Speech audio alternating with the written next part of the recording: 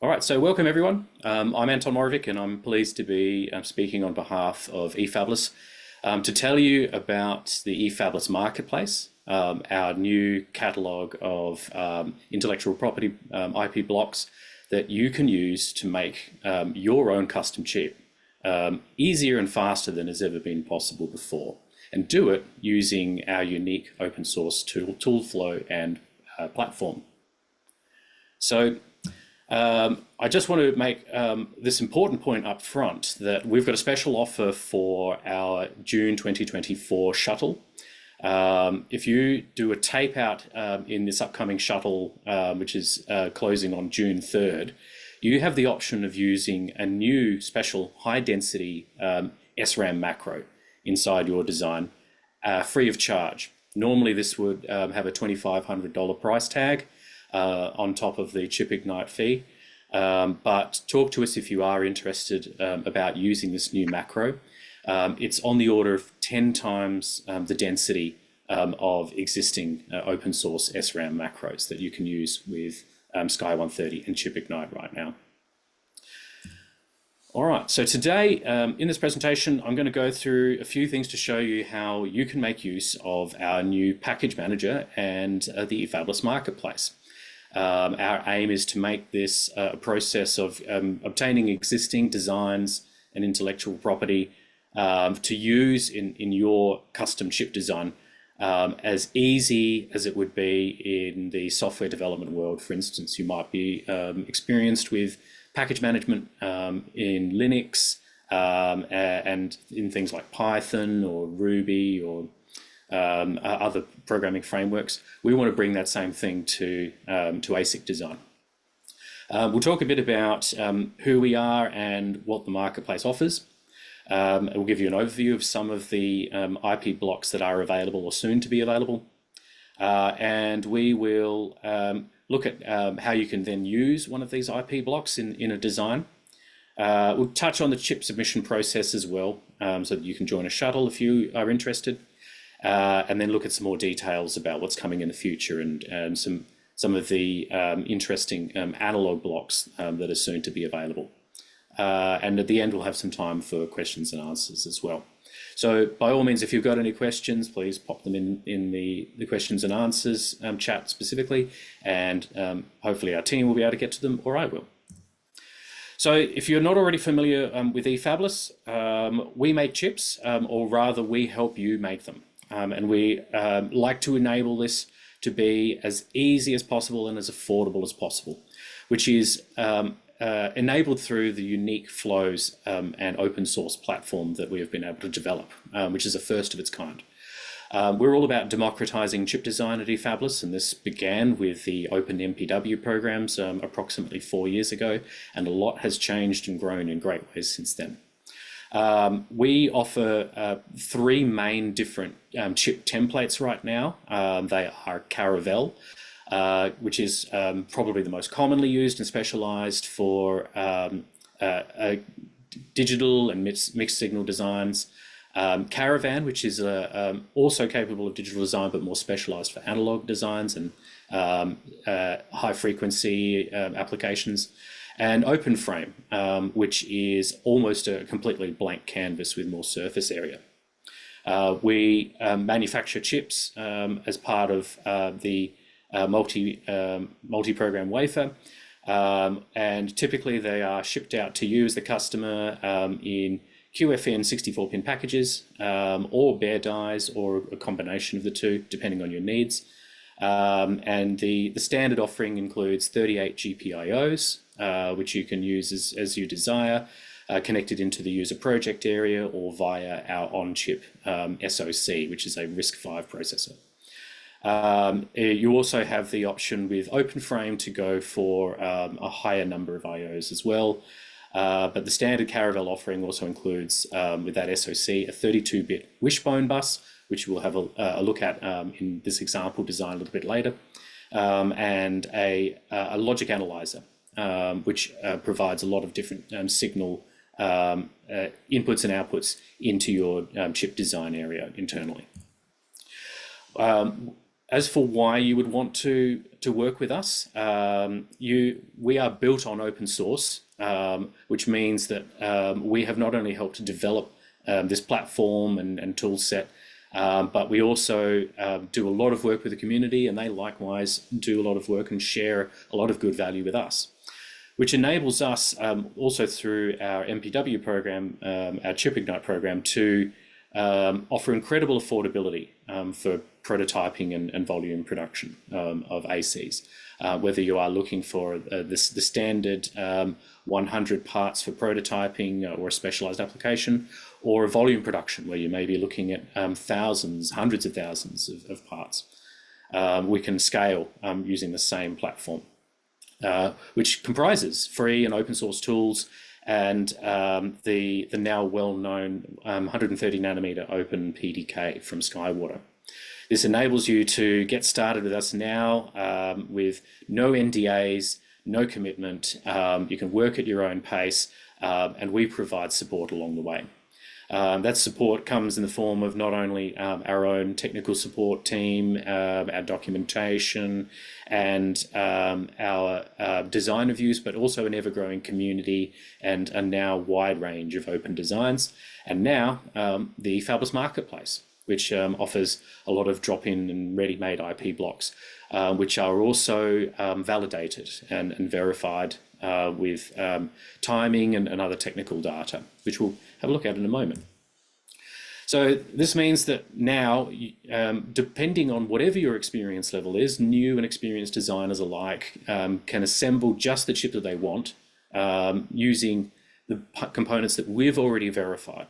You could build a chip entirely from our IPs if you want, just piecing them together, mixing and matching, or going for a more partial approach if you have a specialized application in mind. This enables you to cut your research, development, and licensing costs that you might expect from other methods of getting a chip manufactured, to help you save time and improve the confidence in your design and focus on what really matters to you, and that is functionality and performance. And some of the things that this enables you to do is use our high performance designs with high system integration in a small package. So think a lot of components that would normally be separately placed on a board can all be integrated into one tiny QFN. You can focus on low power footprints if that matters to you, or analog and mixed signal applications at either a small or a large scale. And it offers a great deal of reconfigurability.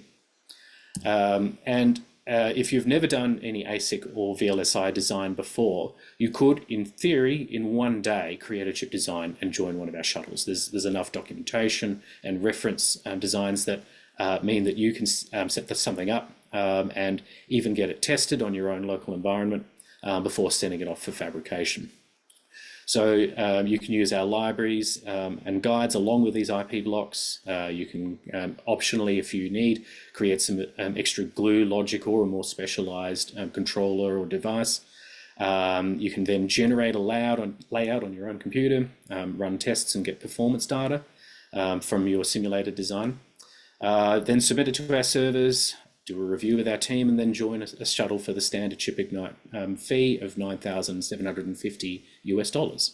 We run our shuttles 4 times per year, and the next one coming up as of right now is, as I said, June 3rd, 2024. You receive for this price 100 individual parts, either in the form of a bare die or a 64-pin QFN. 10 of them can be mounted on PCBs within that price, plus you get 2 evaluation boards for plugging into and testing. And for more experienced designers, there's a great deal that you can accomplish by using analog layouts, whether through commercial or open source EDA tools. And we have a range already that are used for both internal purposes, for customers, and for the greater community in terms of schematic capture, layout, DRC, layout versus schematic verification, and extraction and simulation. The macros now that we have available in our Efabless Marketplace, soon to be released publicly, comprise a range of digital and analog designs. We have probably the highlight is our now commercial high-density SRAMs.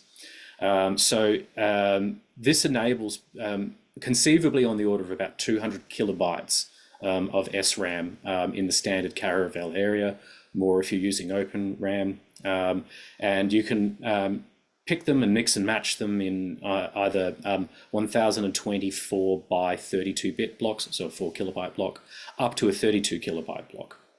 We have a number of other digital modules that you can use to help accelerate your design, and these are all verified as well. We also have a growing number of analog devices and smaller analog building blocks. So for instance, ADCs and DACs, and some of your more standard components such as band gaps and oscillators, as well as some op-amps tuned for different performance metrics. And these are excellent analog IPs that we're going through and verifying at the moment from both internal development efforts and also from our chipIgnite competition, which is in progress right now. So thank you to our excellent community for your submissions in that. I'm going to take just a quick break at the moment so that Andrea can pass around a quick poll. We've just got 3 quick questions which we'd like you to take a look at. We're interested in your feedback and to know where you're coming from. But as always, of course, we really encourage you to reach out to us on any of our platforms, whether through our website. You can email shuttle@efabless.com. You can reach out to us through the open source Silicon Slack channels publicly. So yeah, check out that survey, that poll, and get in touch with us if you'd like to know more, if you want to share some ideas with us about what you're doing. All right, so I'll just carry on now, and I'm going to show a demonstration of how you can use our IPs to create a design, even if you've never used our open lane and layout flows before. So the design that I'm going to look at the moment is just going to be a relatively simple one, which I'll do using Caravelle, but of course options also exist likewise for Caravan and OpenFrame. I'm going to show one which uses one of these new SRAM modules with a little bit of glue logic as well. Now, one way that we could do it is this chip layout that's shown on the left. And bear in mind, this is not to scale. The actual components are far smaller than the total available user project area, which is fantastic. This one model may be where you have a block that you design and adjacent that one of the IP blocks that we provide, and that may be connected to our on-chip SoC. And you may have a number of other modules that you choose to use, all with different inputs and outputs through your own logic, through our SoC, through the outside world as well, in any combination that you like. But the simpler approach that I'm going to take today is to embed one of the IPs directly into a module that we'll create, and then just place that block inside the user project area, and connect it up with the RISC-V processor using the internal Wishbone bus. I've got a quick overview of the steps here, but really the highlights are that we'll look at how to install and use our package manager called IPM, the IP manager, and we will use that to install one of our Efabless SRAM IPs. We'll then create the configuration for that macro that I showed on the previous page, and run through the process of turning that into an actual silicon layout. Then down at step 9, we will use another step to build that into the actual overall chip layout that would be submitted for manufacturing. So the first step is to install our IPM tool, which you can do by just cloning our IPM Git repository anywhere on your Linux system, and get in touch with us if you'd like more information about how to do this as well on macOS and Windows. But this assumes that you've got a Python environment installed, and again, we've got documentation to support that if you need. You install it as a Python package, and then you can run the IPM command from anywhere on your system. And for example, list any of our remotely hosted IP packages. And at the time that I did it, there were 39 available, and this list is growing all the time. So here's a snippet of what you'll see. And the one today in particular that we're interested in is this EF SRAM module. In order to actually create a project and start making use of this, we can start by going to the Efabless Caravelle user project on GitHub, which is publicly accessible to anyone right now. Click the Use This Template button in the top right-hand corner, and then from the menu that pops up, select Create a New Repository. This will allow you, assuming that you have a GitHub account, and I do suggest you sign up for one for free, this will allow you to create a clone of our repository. You can optionally mark it private if it's important to you that your design is protected.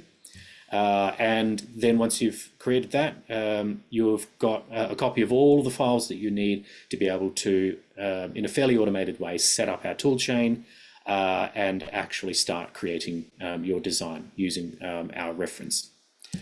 So you'll then go through and clone your repository to get a copy of it locally, go into it, and then simply run make setup. This takes about 10 minutes, and it uses about 7.5 gigabytes of disk space, so make sure you've got a bit of room to move on your system. It downloads and installs all of OpenLane, the recommended version of the PDK, and a number of other support files that both allow the synthesis and place and route to take place, but also final integration and even testing and simulation.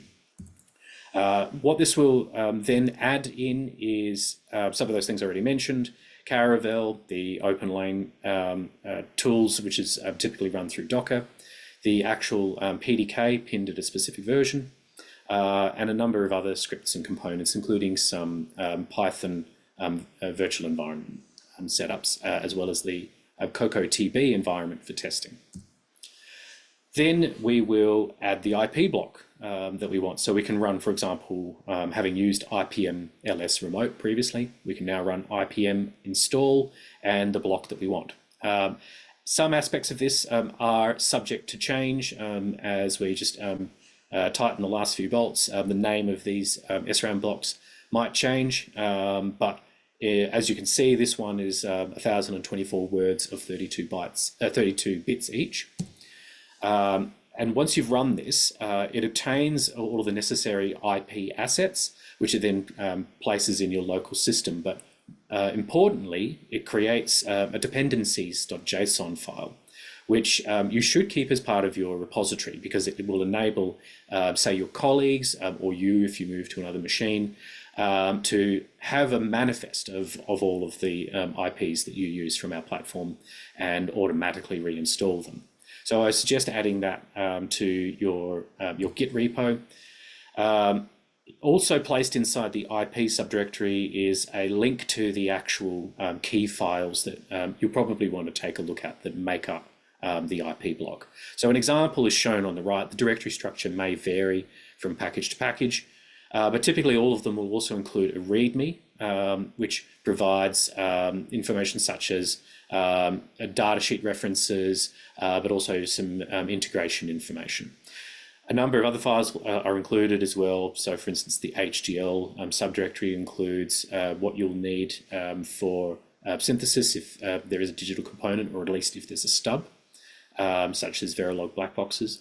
And then other components for timing and verification, but also importantly the actual layouts. And some of these, as is the case with our SRAM block, are stubs that then bind with the final chip integration that takes place on the Efabless servers. The main parts that we're interested in for this particular example are listed below, where we have a wrapper, which is what enables the actual hard IP, the so-called secret source of the SRAM block, to be integrated and then connected with the rest of your design. We provide an optional RAM controller, which is a wishbone wrapper. And if you're not otherwise familiar with the wishbone bus, it's a simple on-chip interface designed for allowing multiple modules to be accessed cooperatively by the overall chip design. And it's good for transacting at high speed different data flows, and especially memory mapped addressing.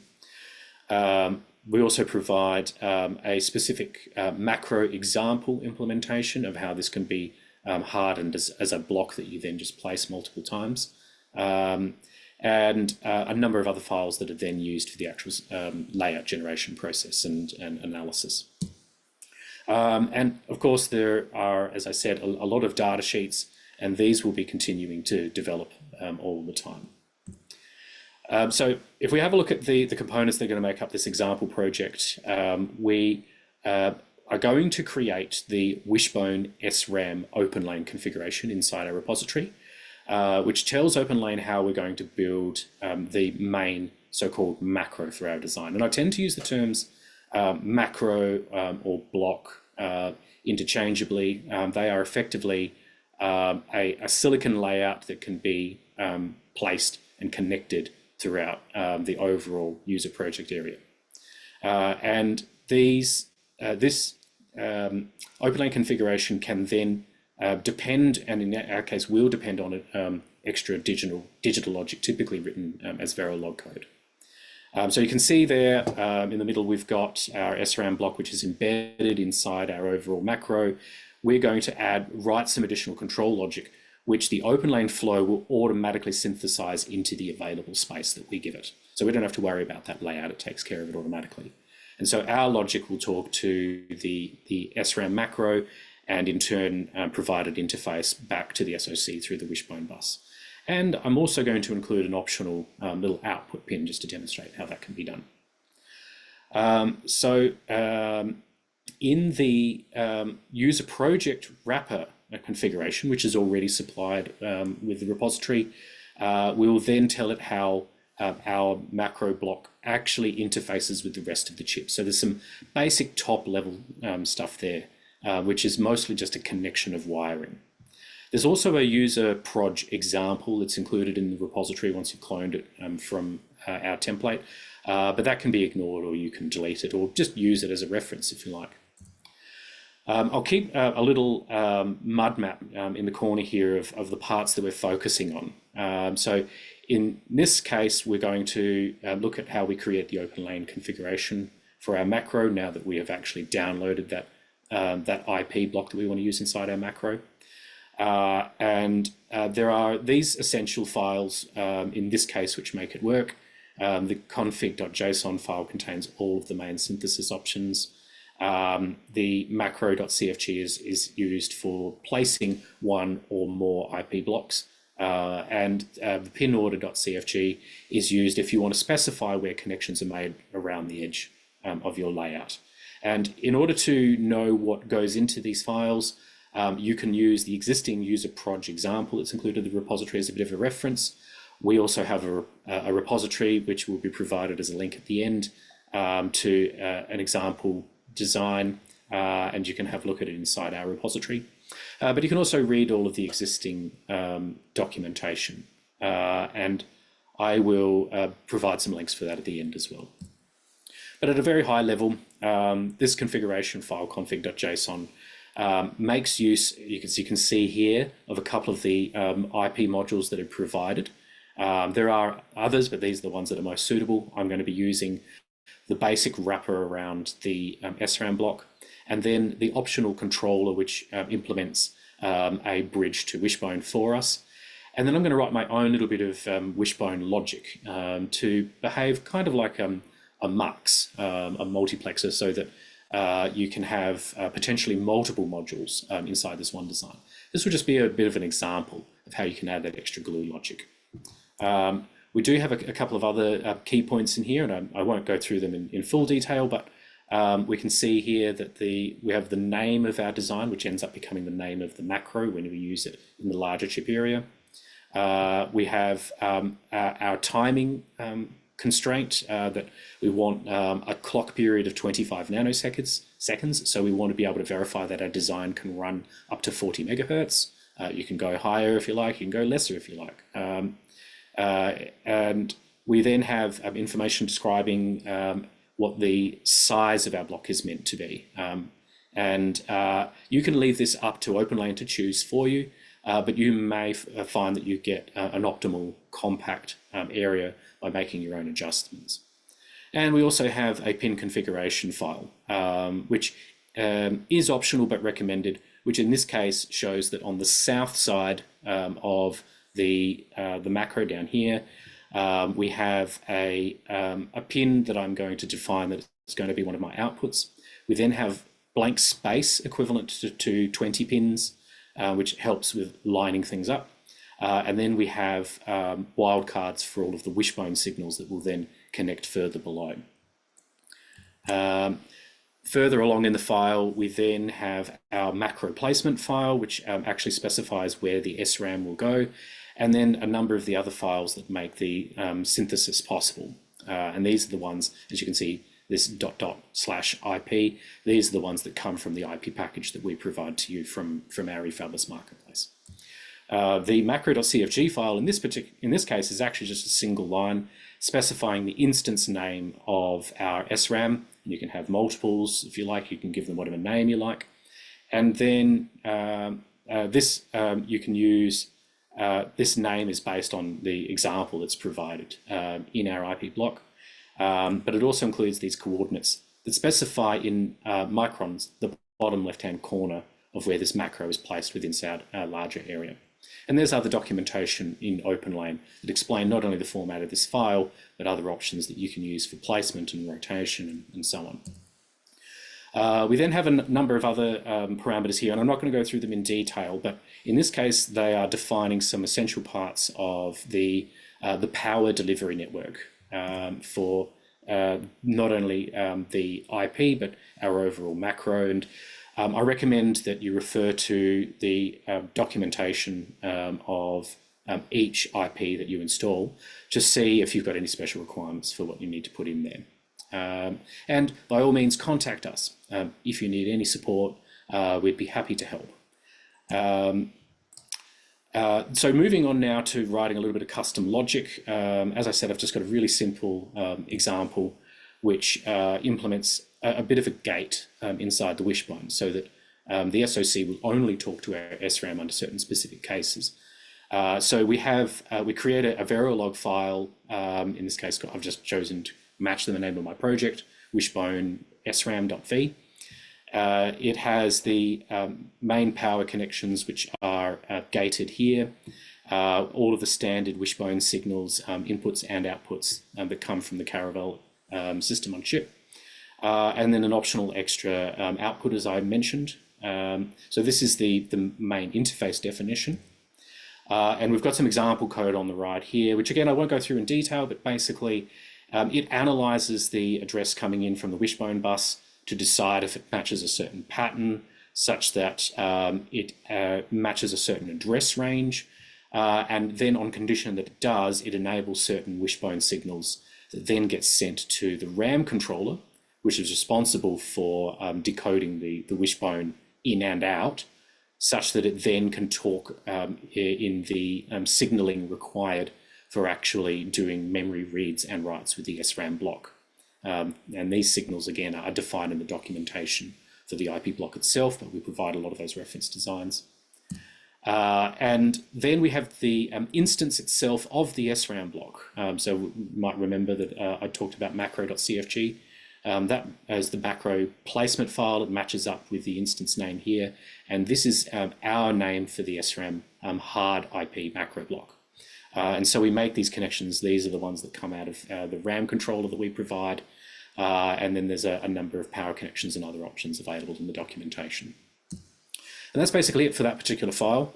Once we've created that OpenLane configuration and that Verilog file, we are then able to run the command make wishbone SRAM, or whatever the name of your project is. And this will go through and do the synthesis, place and route, timing analysis, resizing, and then verification with DRC and so on to produce our actual layout for that block that we designed, and including the space for the IP, the hard IP block. And you may get some warnings and error messages and so forth, but in this particular case, despite some messages, the flow completed successfully. There are some things we're refining about this right now, but this is known to be good. We've taped out a test chip for this already. Talk to us if you need any help or if you've got any concerns. You can then go and view the actual layout that's been created. So for instance, you could open it in Magic, or you could open it using K-layout. So for instance, you can run this command if you've got K-layout installed to view the actual GDS of the actual silicon layers. So we can see loosely here there's a region that is where the actual proprietary SRAM block will be dropped in. And it has some power networks crossing over it. And then the logic that we created that does the wishbone decoding and interfaces with the actual control signals of the memory. And we can see that this particular 4 kilobyte SRAM is a mere 380 microns by 435 microns. If you use options such as the open source DFF RAM or Open RAM, you'll typically find a layout which is on the order of 10 times larger and with considerably different performance metrics as well. The next, the final step really to build the integrated layout is to then go to the user project wrapper, which is already provided in the repository, and make some changes similar to what we've already seen in the previous screenshots, but mostly just wiring things up and specifying where this macro gets placed inside the larger area. You can do so using macro.cfg, and then you do your actual wiring in the user project wrapper.v Verilog file. And an example of that is shown here. It's relatively straightforward. We have all of the standard Caravelle interface signals, including the wishbone bus and the optional logic analyzer, and then the I/O pad connections, inputs and outputs, and they can also be bidirectional, and some of them serve analog functions as well, and the various power domain pins also. And we just drop in an instance of our wishbone SRAM and just connect up the signals that we care about. And as you can see, I have connected the SRAM selected, which is indicating when the SRAM is actually active through the wishbone internally. I'm using that as a debug signal, which I'm sending out through GPIO 37 on the chip's outer pins. So then we can run another open lane flow with make user project wrapper, and again inspect the final GDS that it produces. Now, this example design that I've created here, typically it builds the wishbone SRAM layout in approximately 3 minutes and about 2 minutes for the overall user project area integration. When you have a look at the area, you notice how little space it uses. This is the available approximately 10 square millimeters of the Caravelle user project. And right down in the bottom left-hand corner, we've got our SRAM block. And if we take a closer look at that, you can see that layout that I showed earlier, and then all of the routing, the wiring that goes from our macro into all of the connecting pins of the wishbone bus. And may not be able to see it, but there's also one little wire that goes out the side here, and that is our debug signal to the outside world. But you have 38 of those available in the standard Caravelle and more in OpenFrame. One last thing that you should make sure that you do before considering a final submission is looking at a file called userdefines.v, where you can specify the default, well, you must specify what you want to be the default startup state of all the GPIOs. And I'm not using any of them except the last one, so I'm just setting them all to be inputs, so that they basically don't do anything in this case, but the last one I want to be an output. Having done that, I can then prepare my repository for submission. So I can run make compress, which will take the key file, which is user project wrapper.gds. and compress it. That's the file that will actually be used by Efabless to put inside our overall die template and then be sent off for fabrication. For the purposes of also verifying your own design, you would want to probably look further and update the Verilog include files, which are necessary so that you can then write and run some automated tests. So you can do this on your own PC against your own code. We also provide some test cases for the IPs that we provide. You can run this in whatever you're comfortable with, and we recommend either doing it through CocoaTB, which is a Python-based way of generating the stimuli for your design and then being able to analyze and respond to the signals that come out of the various components of the design or the overall chip. Or you can do it through a standard Verilog test bench or a combination of the two. And we also have the option for full chip gate level simulation if you really need to do so, which includes annotated timing data along with the IPs themselves, which is one of the advantages of using our IPs. And it can allow you to run virtual firmware on our RISC-V processor and see how that would interact with your chip, such as through the Wishbone bus. The other files you would ideally want to add are anything inside the LEF, DEF, and GDS subdirectories, but any other files that Git will tell you have been modified as well. When it comes to actually submitting your chip to the shuttle, assuming that you want to do so, as I said, there's no obligation. You can go through this entire process at no cost. But if you do want to then actually have your chip fabricated, you would typically pay $200 deposit to reserve your slot, which also unlocks the option then for getting support and design reviews from us, which are invaluable. Then we have documentation on our website about how to set up a repository and profile on our Efabless platform, and then push your code securely. You can choose to make your design public and open source if you like, but most customers prefer to keep it locked down, and we've got the platform for that. You then can choose to join one of the shuttles that's on the Efabless website, be it the one that's coming up now in just under 4 weeks in June, or one of the subsequent ones this year.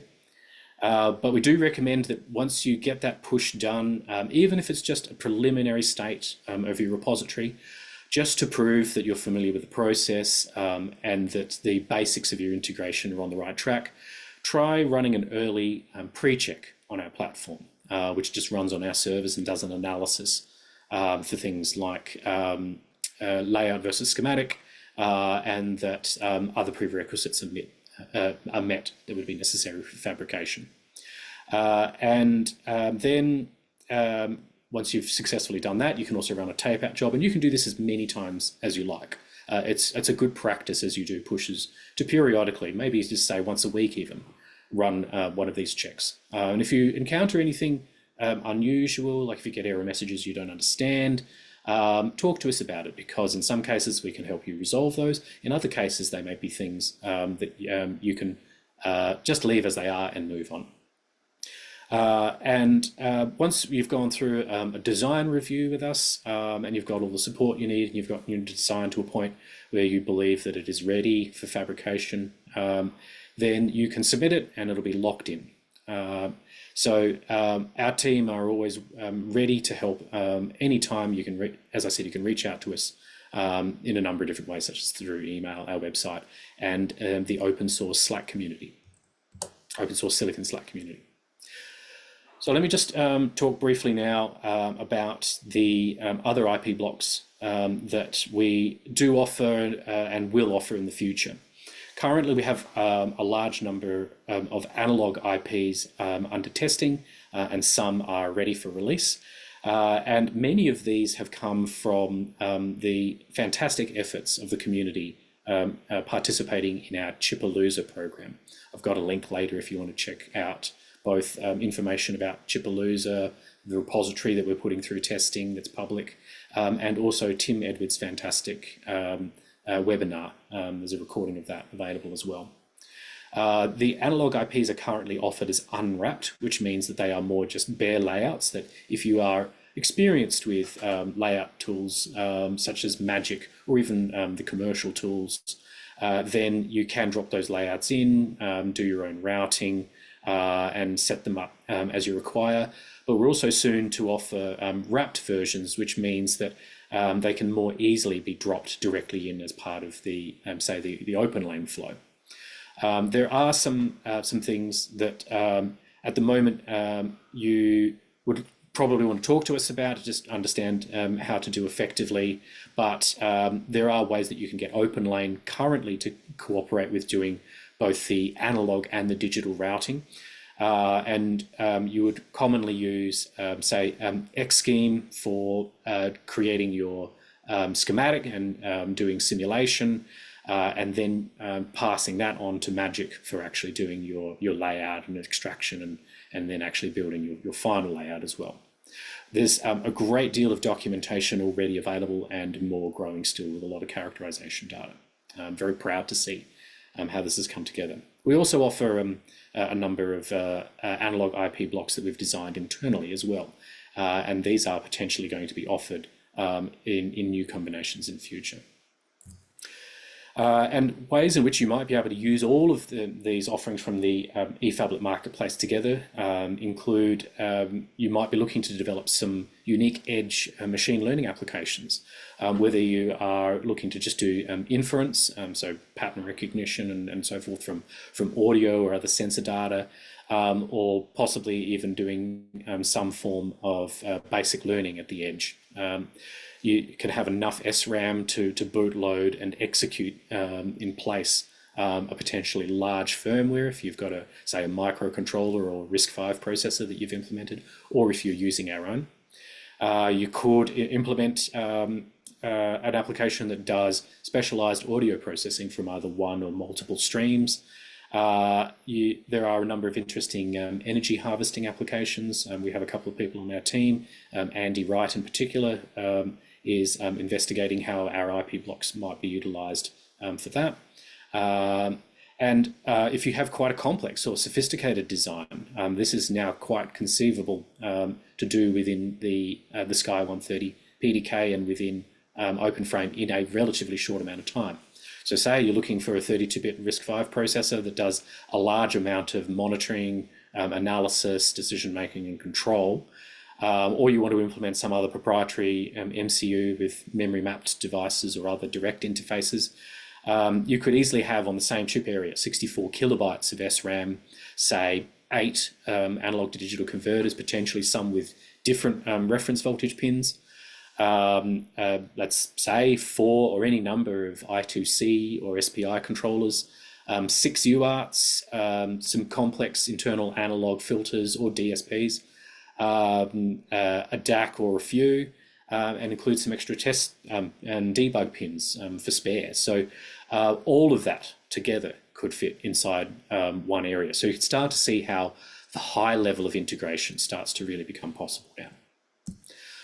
So where from here? Well, don't forget that if you do a tape out in our June shuttle, then you are eligible to skip the normal $2,500 fee to use our high density SRAM macros.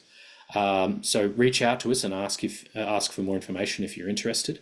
But it unlocks a great deal of potential, and you can use either one of them or all of them or multiple copies of all of them within your layout, all at no charge in the June shuttle. We will have an upcoming webinar at some point as well, which will be a demonstration of some analog work and some analog projects and tests that Tim has been doing with our IP blocks. So stay tuned for that.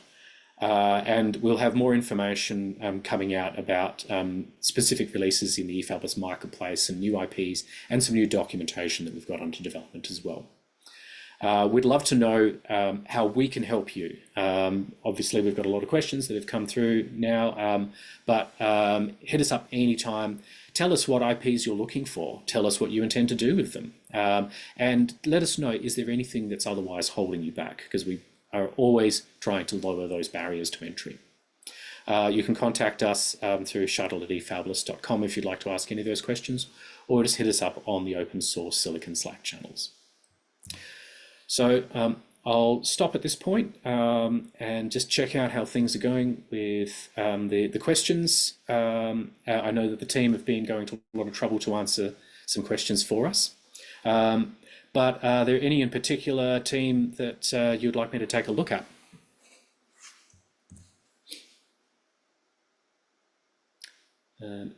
Andrea, I can see a few here, so I might just go through some of those.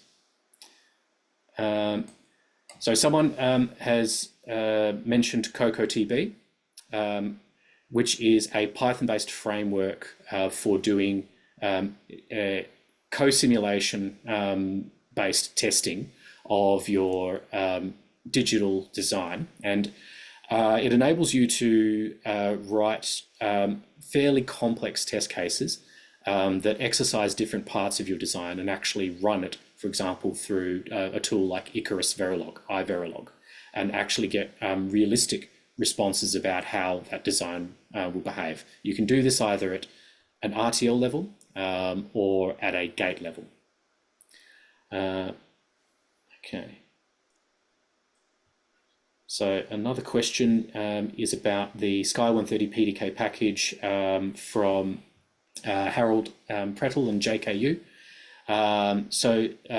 This is one way that you can get started really quickly. You can download Docker and use one of the available Docker containers, which include all of the tools already set up for you. And they can include Xscheme and Magic, ngSpice for simulation, as well as OpenLane, the PDK, and some other reference designs. But there are also some virtual machines available as well if you really just want to grab one package and just run it directly on your system and have a full working Linux environment. It's a great way to get started. Okay. Andrea, David, Andy, are there any other highlights for us to look at the moment?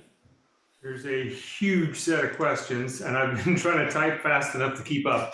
A couple threads. Let me try to come back to the summary I was gathering. I think the biggest one is that there's a lot of questions around analog integration and analog design environment availability and analog design environment setup, and we need to come back to that, I think, with the webinar. That's kind of come up repeatedly.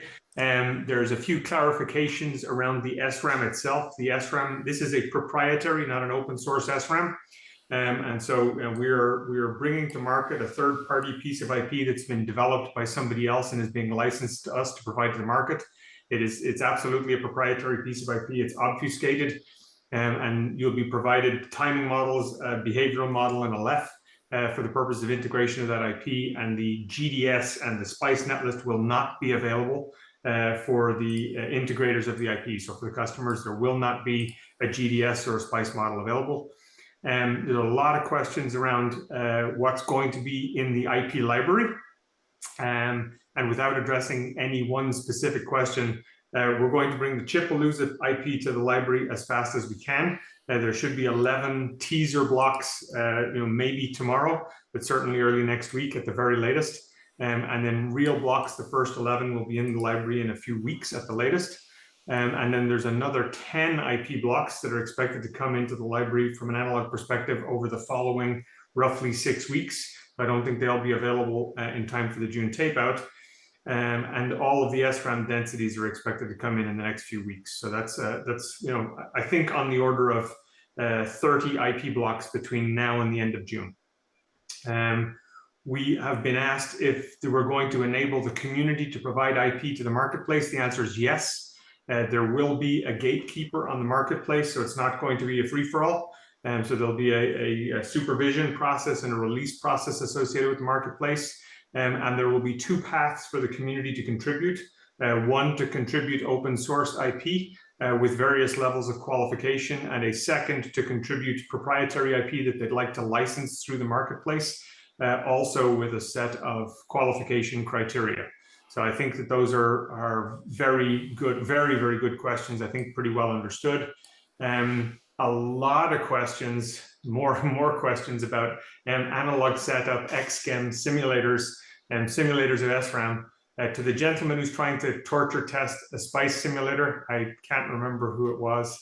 I apologize, but the hard IP memory macros SPICE netlist is not available from the vendor for us to use to do that, and they will not support us giving out the layout for you to be able to extract it. That is proprietary to them and won't be open sourced or made available. To anonymous attendee, will the recordings be available? Absolutely. As always, the recording will be up on YouTube within a day or two. Andrea is usually very, very good about getting those up. Somebody asked, do we support UVM? The answer is yes. We're actively working on UVM test benches for everything that we're doing. All of the initial test benches are Cocoa TB, but we're working on UVM at the chip level. Do we support UPF too? I think that was the gentleman working on low power designs. Not able to keep up with all the names because it was going past too quickly. The answer is yes, the libraries support power gating. And in fact, the power gates are in the standard cell library definitions. But the open road tool currently doesn't support UPF. And we have not built the Caravelle netlist infrastructure or place and route flow to support UPF yet. We are very interested in collaborators who want to help us work on that problem, because it's on our roadmap to address in the next few months.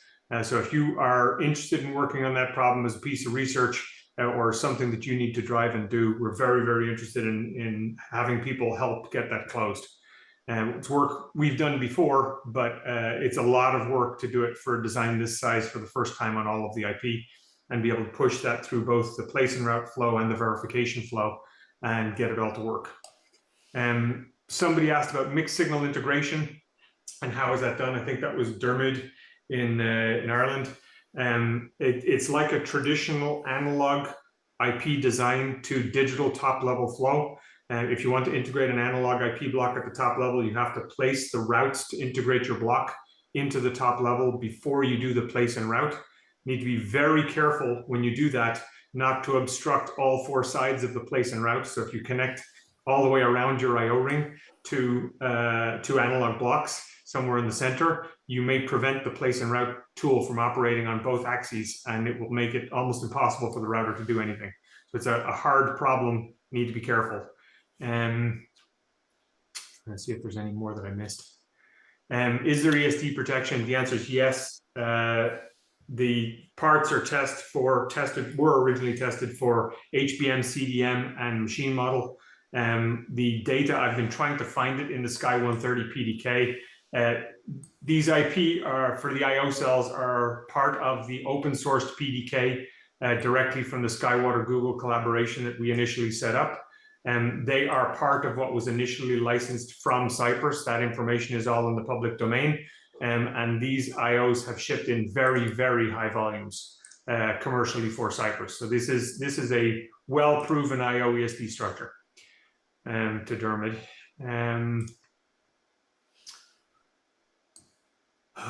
Keep falling down. A couple of questions that I might address, Andy. Thank you very much for that, by the way. Sorry, trying to catch up, the open ones. No worries. Andy Wright and Tim Edwards are two very well experienced designers generally, but especially analog designers. And also David Lindley, who is on the call with us now, has substantial experience with a lot of the specific Skywater technology and analog design over a very long period. So you're in good company. These are people who monitor our open source Silicon Slack channel, so it really is worth asking questions in there. Plus you get the benefit of answers coming from the likes of Stefan Skippers, who created XChem and other members of the Efabless team. One of the other questions in here is about upcoming design competitions. Now, there is Chipalooza still in progress right now, though probably nearing the completion of its first phase. And we also have, I believe our fourth AI competition is still in progress at the moment. Also, we recently announced something at TinyML. Andy, is there anything you'd like to say about that? No, not right now. Yep. There are a few other questions, so I'll let you go. And then there's a few other questions that have come up that I think we've got good answers for. Keep going. You got anything else? Yep. Yep, no worries. So somebody said that they had trained a model in TensorFlow and was interested in integrating it into hardware. That's something we might have a bit more information on in future. In principle, that can be done. There are methods by which you can take a trained model and synthesize it into hard logic. So yes, please let us know if you'd like us to get in touch with you and provide some more information on that. And someone asked about a mixed signal with 38 pins, and Andy did touch on this. The Caravelle harness, while it is probably a little bit more tuned for digital layouts, absolutely can do analog as well, including at the pad frame. Because of its ESD protection, it's typically more bandwidth limited. But the general quoted figure is that you should be able to still reliably produce and sense frequencies up to about 50 megahertz.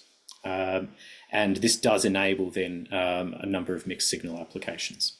Yeah, I would say if you're looking for full swing rail-to-rail signals, 50 megahertz. If you're looking for low swing signals, you can go a lot higher than that. Think 2 gigahertz for 100 millivolts.